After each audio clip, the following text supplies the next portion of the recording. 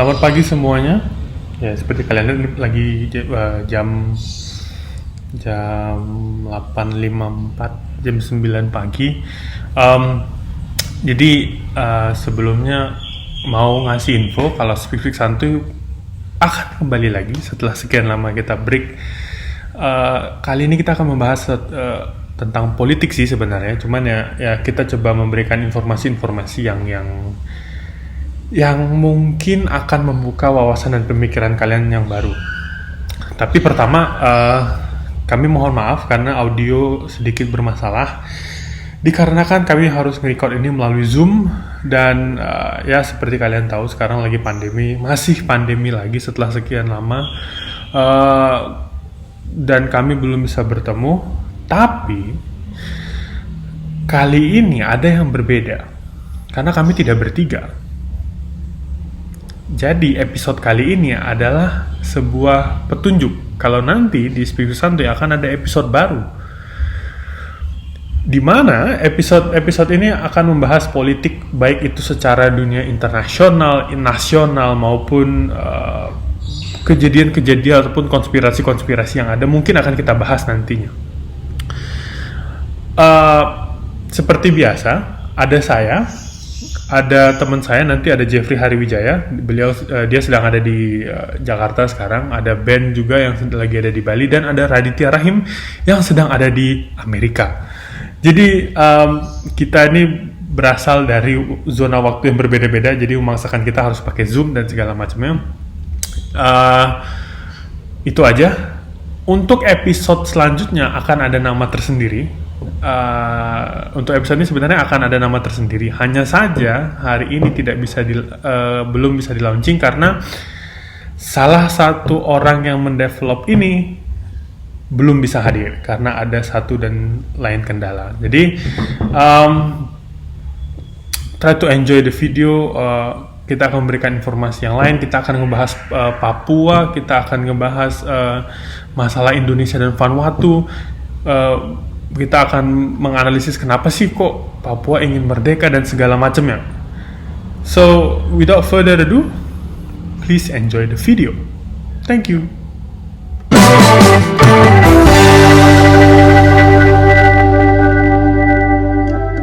Selamat berbahagia bagi kalian semua yang menonton video kali ini. Ada hal unik yang akan terjadi pada video kali ini, karena video kali ini kita akan membahas sesuatu yang sangat sedang panas. Sebelumnya, di dalam Speak Speak Santuy bakal ada segmen baru yang berjudul akan segera diumumkan. Kali ini hanya sebagai pembuka saja. Yang lebih lanjutnya akan kita lakukan dalam beberapa waktu ke depan. Jadi malam ini, karena ini sedang malam, kalau bagi yang nonton siang, bahkan ini siang, kita akan ngebahas tentang Papua dan Vanuatu. Benar begitu? Ngomong dong, jangan ngangguk-ngangguk. Anda ngomong. Benar. Nah, berapa minggu yang lalu tuh masalahnya si Vanuatu itu nge-mention lagi Indonesia di dalam sidang PBB keberapa sih? 75 ya? Menjelang 75 70 Sessions General Assembly kan? Iya. Itu Benar. Apa dia? Ada apa? Itu kan yang masalah human rights di Papua. Iya, benar. Ya kan? Iya, benar. Mantap kalau begitu, ngomong, jangan begitu saja. Iya, mungkin dijelasin sedikit kasusnya gitu, biar ada topik gitu. Saya jelaskan, Anda ini memancing terus. Iya, emang jangan jelaskannya jangan satu kali. Pertanyaanku gini. Iya. Itu kan jadi heboh gara-gara si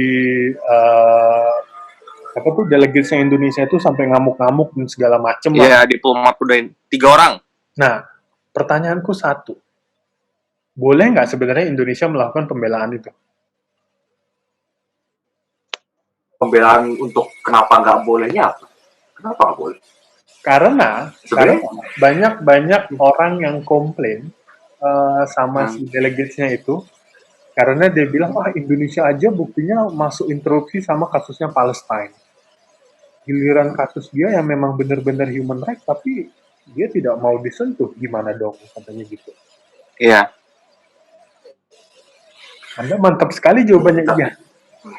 Cuman Dan juga kalau banyak kasus kayak di skala internasional gini kan emang susah ya mau di apa ya dibilang harus mengikuti sebuah standar gitu. Emang banyak negara yang emang udah double standar dan lewat-lewat aja. ya, jadi sebenarnya permasalahannya itu adalah satu, banyak orang itu yang tidak menyukai gaya Indonesia itu yang dianggap marah-marahi gitu dalam quote and quote. Dimana tiga diplomat muda itu ibaratnya memarah-marahin Perdana Menteri Vanuatu. Satu. Dan yang kedua sama seperti yang Ari bilang bahwa baik negara lain tuh mengkritik Indonesia itu tidak konsisten. Dimana dia tuh ya mau menginterupsi kasus Palestina tapi dia tuh tidak mau diurusin kasusnya sendiri.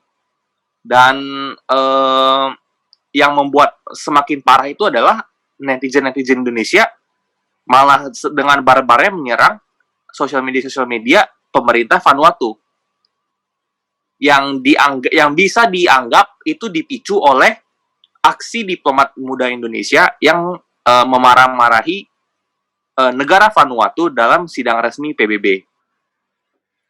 Jadi sebenarnya itu yang permasalahan itu di situ gitu loh. Tapi sebenarnya ini kan bukan yang pertama kali terjadi kan? Bukan. Iya, sudah pernah terjadi tahun 2016. Udah sering banget. Maksudnya kasus yang mirip dengan konteks human rights double standard sudah banyak, bukan cuma Indonesia. Indonesia bukan yang pertama kali. Dan itu udah lumrah sih kayak begitu memang. Masalahnya nggak ada hukuman untuk itu pertama di skala internasional. Kalaupun ada kan susah untuk ditegakkan. Benar. Tapi maksudku adalah Indonesia kan di sini mengajukan right of reply, yang artinya dia ingin melakukan pembelaan terhadap negaranya kan gitu. Cuman right of reply ini kan bukan yang pertama kalinya terjadi. Vanuatu dan negara-negara Pasifik lain kan sehingga dia mengangkat right of reply itu gitu. Kayak waktu Pak Dian yang pertama kali itu ya kan Pak Dian yang pertama kali naik itu kan dia langsung ngajuin right of reply dari Vanuatu juga kan? Ingin nggak? Iya, itu itu kayaknya emang dari tahun 2016-2015 waktu itu ya. Mungkin pertanyaan yang bisa kita tanyain yang mungkin bisa dijawab untuk mengedukasi viewer kita itu adalah kenapa negara-negara Pasifik itu mau Papua merdeka? Nah, dengan mengangkat kasus human rights itu di kancah internasional. Kan pertanyaan besar itu kenapa gitu? Mungkin Bapak Radit bisa menjelaskan menurut pandangan Bapak Radit sendiri. Kalau menurut gue, kalau dilihat-lihat pertama konflik Indonesia sama Papua tuh udah lama juga kan, dan pembahasannya tuh selalu berkutat di masalah kalau misalnya Timur itu merasa tertinggal, itu pertama. Yang kedua, dari segi culture mereka menganggap bahwa mereka itu lebih dekat ke arah Pacific Islanders daripada ke Indonesia. Itu aja udah kelihatan same interest. Terus bisa jadi makanya mereka punya sense of kayak solidarity karena mereka ngerasa ya we are from the same culture kayak gitu. Kayak contoh Indonesia lah. Indonesia ngeliat tadi yang dibahas sama Harit tentang Palestina karena we think kita itu sama-sama Muslim countries dan kita nggak boleh diopres. Makanya mereka ada solidaritas. Pakai kata solidaritas. Bisa aja yang Vanuatu sama Papua ini juga sama. Dan ditambah kemarin juga sempat viral di sosial media itu tentang surat terbuka orang Papua yang tentang Vanuatu yang dimana dia bilang kalau apapun yang diberikan statement di dalam UNGA yang di right of reply itu tidak menggambarkan situasi sebenarnya. Dari situ aja artinya kita bisa bukan menyimpulkan, cuma in international relations we have to kayak terbuka akan setiap opsi-opsi. Bisa aja karena suara orang-orang Papua ini tidak didengar, sebenarnya bukan Pacific Islander yang sebenarnya mendatangi kasus ini. Bisa aja bahkan orang Papua yang minta tolong atau bahkan bersuara melalui mereka supaya suara mereka terdengar di international forum. Kalau menurut gue, these are the possibilities. Kenapa semuanya bisa ada sih, gitu. Cuman yang harus di-highlight juga, selain mungkin culture dan persamaan identitas, itu pasti ada kepentingan strategis juga buat negara-negara Pasifik ini. Nah, itu yang mungkin harus didalami lebih lanjut. Karena nggak mungkin dia mau nolong negara, maupun itu secara kultural sama, tapi untuk keuntungan strategis atau keuntungan transaksional yang mereka nggak dapet, apa gunanya mereka berjuang mati-matian di berbagai channel atau forum yang ada gitu. Tapi gue merasa bahwa karena gini, ada apa ya? Karena ini kepulauan Pasifik ya.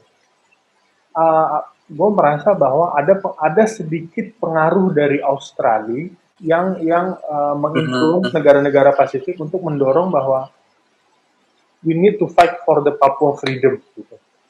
Karena kayak kasus apa tuh si Veronica ya, Veronica itu kan di Australia sebenarnya, dan Australia kan mendukung akan hal itu. Gitu.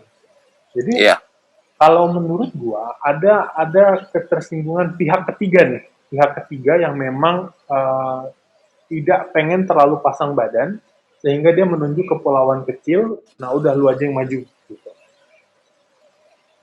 Gitu. Makanya sampai sekarang itu kurang bisa dibuktikan secara empiris kan, karena memang dia pertama nggak ada. Lebih ke konspirasi teori ya, lebih ke konspirasi tebak-tebakan aja. Mungkin kalau untuk kayak apa ya, outcome strategik yang mereka dapat secara real, kalau memang benar nih, misalnya mereka berhasil, ya mungkin pertama pasti ukuran ekonomi Papua Barat itu kan lumayan besar dibandingkan negara-negara kayak Vanuatu, atau di daerah situ ada Tuvalu, ada Marshall Island kan, sangat kecil. Mereka juga punya masalah yang sangat apa ya, itu masalah antara hidup dan mati 20-30 tahun ke depan, pulau mereka tenggelam semua, mereka nyari daratan. Mungkin ini lebih ke survival mereka juga dibanding ke ya disuruh pihak ketiga. Berarti maksud si Ben adalah mereka sengaja kepengen Papua merdeka supaya nanti ketika mereka butuh daratan, Papua bisa nyelamatin mereka gitu. Enggak selalu bilang bakal nyelamatin mereka, cuman mungkin option mereka lebih terbuka gitu.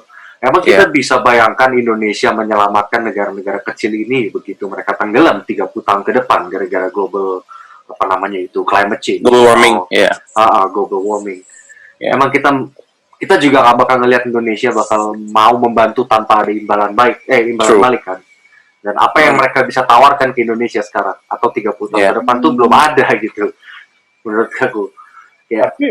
Tapi kalau ngomongin itu, Rohingya yang mendarat di Aceh juga itu kan ditolongnya based on masyarakat, bukan pemerintah kan gitu. Iya, benar. Ya kan? Pemerintah tidak pernah memberikan secara resmi me-welcome mereka tuh datang ke Aceh, lebih ke masyarakat sekitar yang membantu mereka.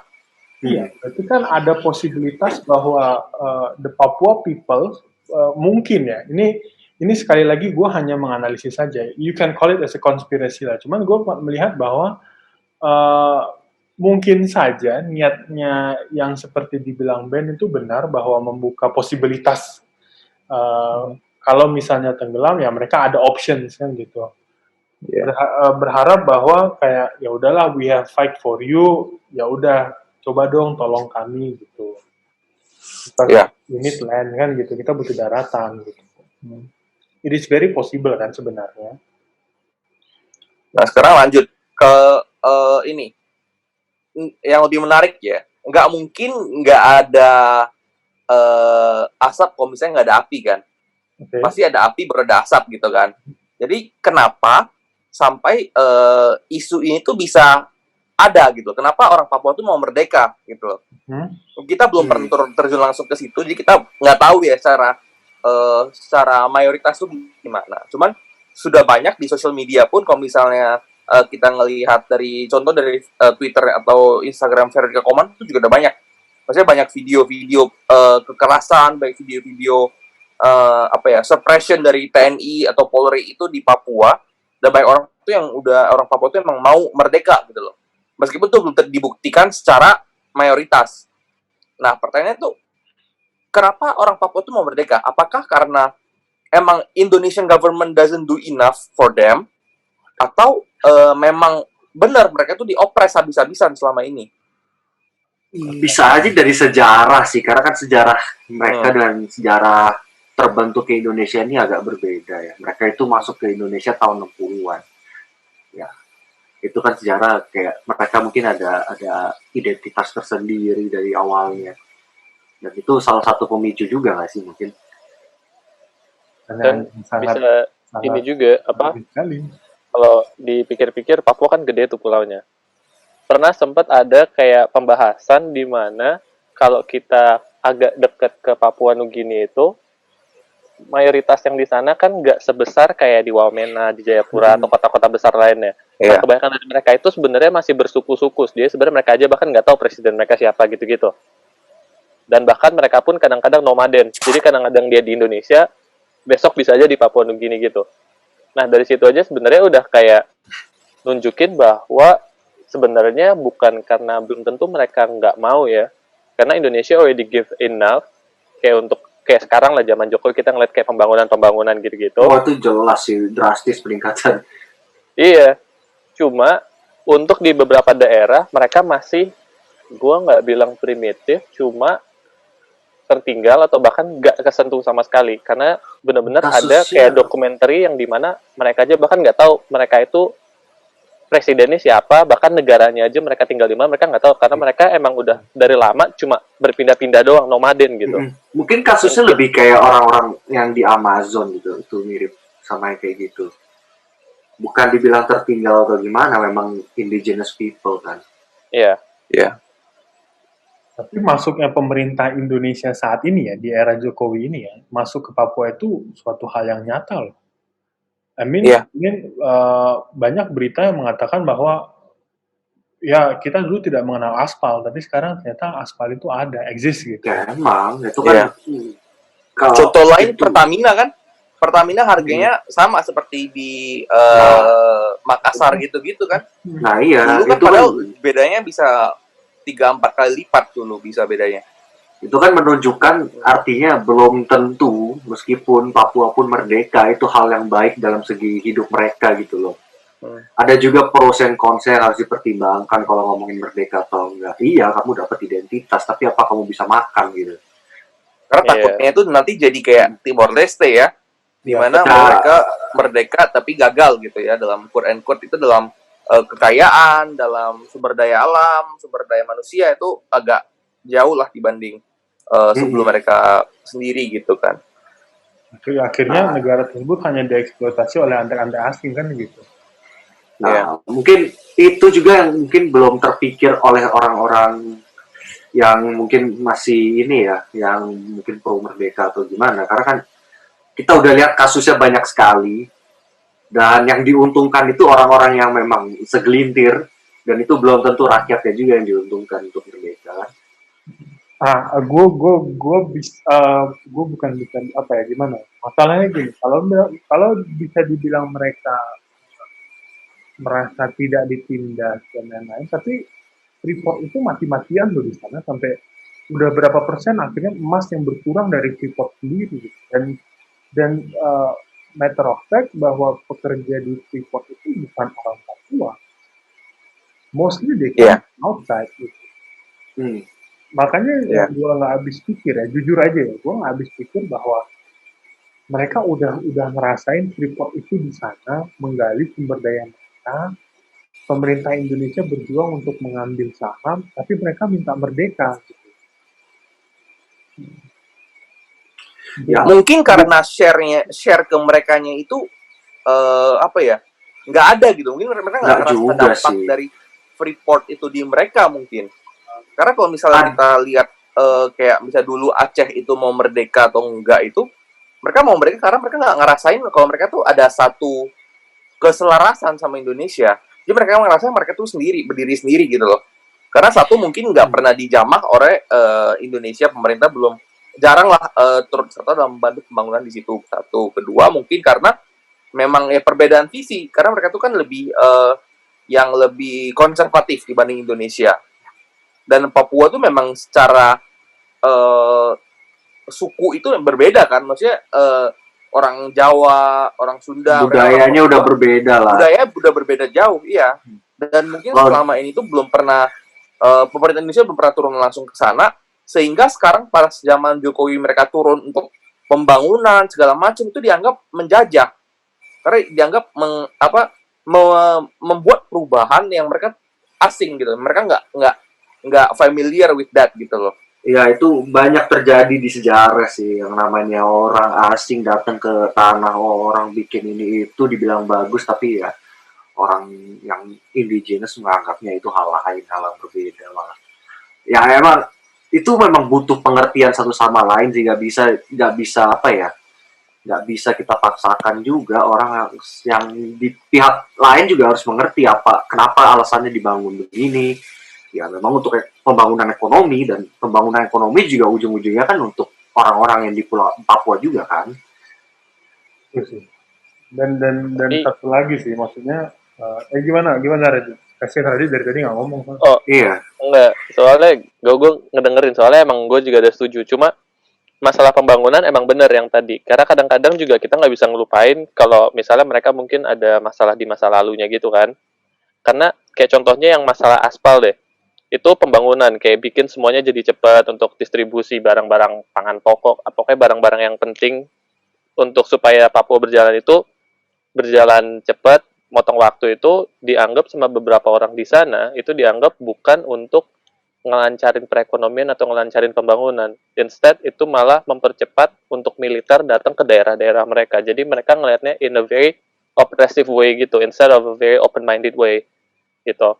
Jadi dari mindset itu aja udah kelihatan gitu. Kalau misalnya dari merekanya itu udah nggak welcome, tapi ada juga yang welcome. Jadi emang the mindset itself yang sebenarnya harus diubah gitu, untuk gimana caranya ngelihat pemerintah datang ke sana itu untuk memberikan apa ya, nggak harus sama persis kayak yang ada di Jawa atau Sumatera, tapi paling nggak lebih baik, karena so far Jawa sama Sumatera bahkan sama Bali aja harganya bisa beda gitu kan. Jadi nggak harus sama langsung ke Jawa, tapi paling nggak bisa selaras sama daerah-daerah di sekitarnya dan pergerakan ekonomi lebih cepat gitu. Gitu sih. Kalau kita belajar dari sejarah, kayaknya nggak ada negara yang seperti Indonesia, di mana banyak banget daerah-daerah itu yang minta merdeka. Dulu ada Aceh, sempat ada Maluku ya kalau nggak salah ya, Ambon atau Maluku gitu, terus Papua, belum lagi ya banyak daerah-daerah itu yang ingin merdeka dari Indonesia. Pertanyaannya ada itu sih. kenapa Sebenarnya bisa ada. begitu? Sebenarnya Ada sih negara yang kayak contohnya separatis. yang paling dekat, iya yang paling dekat itu Filipina lah. Dan kalau kita lihat di Filipina itu yang bikin kita sebenarnya lebih baik dibanding mereka, karena pertama bahasanya kita satu bahasa lah, bahasa Indonesia yang netral gitu. Kalau mereka pakai bahasa mayoritas. Setelah itu mereka disatukan sama agama Katolik. Makanya yang benar-benar sampai hari ini jadi masalah itu ya cuma Sulu yang di selatannya itu, karena mereka mayoritas kerajaan Islam gitu kan. Nah, dan itu yang jadi sampai sekarang jadi masalah. Dan pasti pernah dibahas lah kalau sama anak IR lah, yang dibilang itu imaginary nation lah. Karena emang Iya. sebenarnya Indonesia atau Filipina itu we didn't exist kayak Kita bukan Thailand atau didasarkan, kayak yang mana-mana. iya. Kita bukan Kita didasarkan oleh suku, agama atau ini. Iya. Kita emang bangsa kita- modern, modern nation ya. Iya. Yang maksud gue itu adalah banyak daerah-daerah sendiri itu yang pingin merdeka. Maksud gue tuh bukan Indonesia itu salah satu negara yang banyak daerah-daerah berbeda itu yang ingin merdeka. Dari sejarah-sejarah sebelumnya, mungkin Filipina iya mungkin sama. Pertanyaan gue itu adalah kenapa bisa begitu? Apakah karena satu ini pertanyaan ya. Satu, apakah pemerintah Indonesia kurang berhasil dalam reach out kepada daerah-daerah itu? Karena daerah-daerah yang ingin merdeka itu kebanyakan daerah-daerah yang jauh dari pusat kota atau Jakarta gitu loh, pusat negara. Kedua, sebenarnya itu diskusi yang dari belum dulu. selesai. Oh, belum. Kedua, atau apakah mereka merasa mereka itu tidak direpresent oleh pemerintah daerah di daerah-daerah mereka tersebut gitu loh. Jadi ibaratnya ada pemimpin di daerah tapi mereka nggak ngerasa ini pemimpin mereka, sehingga mereka ingin sendiri gitu loh. Dan atau ketiga, ya balik lagi, apakah karena perbedaan suku, ras, dan ataupun agama gitu ya, kan banyak kalau misalnya Papua itu kan lebih baik tuh Kristen atau Katolik gitu kan, apakah itu juga mempunyai pengaruh besar terhadap suatu negara, suatu daerah itu ingin merdeka dari Indonesia? Apa itu juga berefek atau enggak gitu? Jadi ini ada 3 nih. Satu, effort pemerintah Indonesia yang kurang. Kedua, tidak direpresent oleh pemerintah daerah. Ketiga, karena sara, suku, ras, agama, budaya itu yang berbeda dengan pemerintahan Indonesia gitu. Mungkin bisa dijawab. Kalau Bentar. Tadi kan lu ngomongin soal ada kota yang jauh dari ibu kota, aksesnya susah lah ke ibu kota. Ada yang masalah pembangunan dan lain-lain. Ini jadi tahun 2013, gue membaca suatu artikel di mana Pulau Sumatera Utara itu ingin merdeka. Dikarenakan salah satu orang ini ingin memerdekakan Pulau Sumatera karena merasa bahwa Sumatera Utara khususnya itu tidak mengalami pembangunan seperti wilayah-wilayah lainnya. Padahal kalau kita lihat pembangunan di sini termasuk jauh pesat loh dibandingkan Aceh ataupun Papua. Artinya indikasi yang dibilang tadi, oke, mungkin berlaku di sana, cuma di beberapa daerah itu akan beda. Paham nggak maksudnya? Kan? Jadi indikasinya mungkin akan beda. Oke, kalau di Papua memang aksesnya susah. Contoh kayak kalau lu lihat landasan pesawat tersulit di dunia kan ada di Papua salah satunya. Iya. Karena kanan kirinya gunung dan lain-lain. Akhirnya akses bandara itu kan susah. Cuman kalau kayak wilayah-wilayah kayak Sumatera Utara gimana? Akses kita gampang kok semuanya. Gitu. Kalau yang lebih memungkinkan lagi, yang poin terakhir lu, Jeb, yang isu SARA. Karena Indonesia tuh sensitif banget belakangan ini sama SARA. Bener nggak sih? Ya kan? Kayak, Lebaran 2019 nggak sih yang Papua bergejolak itu? di dekat-dekat pemilu itu pokoknya. Pemilu ya. Bukan. Yang di Surabaya. Yang di Malang bukan yang ada rumah itu? Iya, yang di Malang. Akhirnya sampai Papua berusuh parah kan? Iya. Banyak yang ditangkap di situ. Nah, itu. Jadi, gue nggak ngerti. Tapi semenjak 2018, begitu sosial media begitu gencar-gencarnya, isu SARA, terutama isu Papua itu lebih kencang lagi dari sebelumnya. Iya, setuju. Ya kan? Kalau menurut gua, wilayah di Indonesia itu kalau mau pecah, mungkin karena isu SARA. Tapi gue mau nambahin sih, tadi kan lu bilang kayak di Indonesia ini banyak kasus separatisme gitu, Jeff. Tapi bukan berarti di negara lain tuh nggak ada kasus serupa dan dikit kasusnya, enggak. Cuman mungkin mereka nggak terekspos aja. Mungkin ada kasus yang irreguler seperti di Amerika, di US, di bagian Texas, California itu banyak Chicano movement, mungkin Radit tahu kan, itu yang pengen balikin California, Texas itu balik ke Meksiko, itu ada gerakan itu. Bahkan mereka naruh map Amerika yang southernnya itu part of Mexico untuk ngingetin kalau itu tuh part of Mexico dulunya. Nah, jadi itu kayak gitu. Nah, terus ada lagi mungkin di US juga, contohnya yang lebih reguler ya mungkin yang minta hak setara kayak Black Lives Matter movement sekarang. Itu udah dari zaman 60-an, dari zaman awal Amerika terbentuk juga udah ada gitu, dan sampai sekarang belum selesai. Jadi masalah-masalah yang kayak gini tuh banyak. Yang lebih mirip dengan Papua ada juga yang kayak di Cina sekarang, di Xinjiang, orang-orang Uighur. Kalian bilangnya itu isu agama, sebenarnya enggak, itu isu separatis. Karena memang Uighur yang orang di daerah situ Xinjiang mau merdeka. Alasannya apa ya? Mungkin harus didalamin lagi lebih lanjut ya. Karena kan tapi kalau itu ingin merdekakan si Uighur. Enggak, merdekakan daerahnya Xinjiang itu. Karena itu kan native untuk orang Iya. Uighur.